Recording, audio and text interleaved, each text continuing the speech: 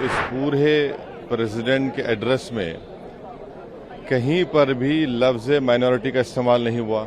आखिर क्यों? कि नौजवानों की बात हो रही है, बेरोजगारी तो इनका मुकद्दर बना कर रख दिया। सबसे ज्यादा बेरोजगार अगर कोई इस देश में है तो नौजवान हैं, उनके बारे में सिर्फ बातें हो रही हैं। कोई देश को राह दिखाने के लिए कि सरकार क्या करने वाली है इकोनॉमी को रिवाइव करने के लिए, कुछ जिक्र नहीं है। पहले तो ये है कि बीजेपी अभी भी ये समझ रही है कि वो 2019 के रिजल्ट में है, तो अभी उर्दू में कहते हैं कि अभी ख्वाब गफलत से बेदार नहीं हुए हैं।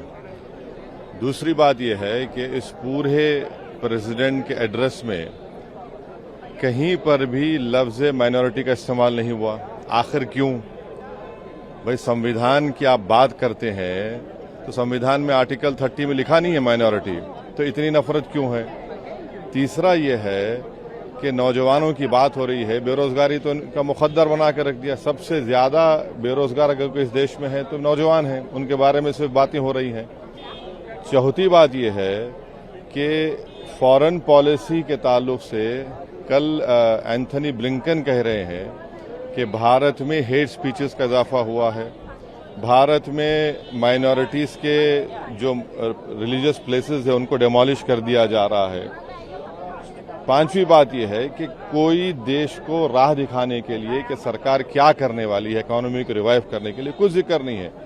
तो इसमें कुछ है ही नहीं, old wine in new bottle का सवाल है। और बीजेपी अभी भी उसी अहंकार में है, अभी रियलाइज नहीं कर रही है क्या हो गया उनको।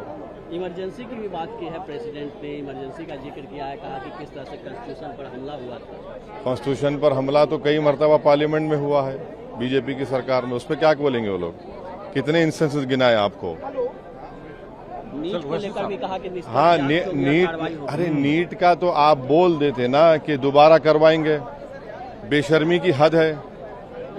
एक सोसाइटी रजिस्टर कर दिया आपने, बेशर्मी की हद है। आप 25 लाख युवाओं से, उनके फैमिलीज के से आप खेल रहे हैं।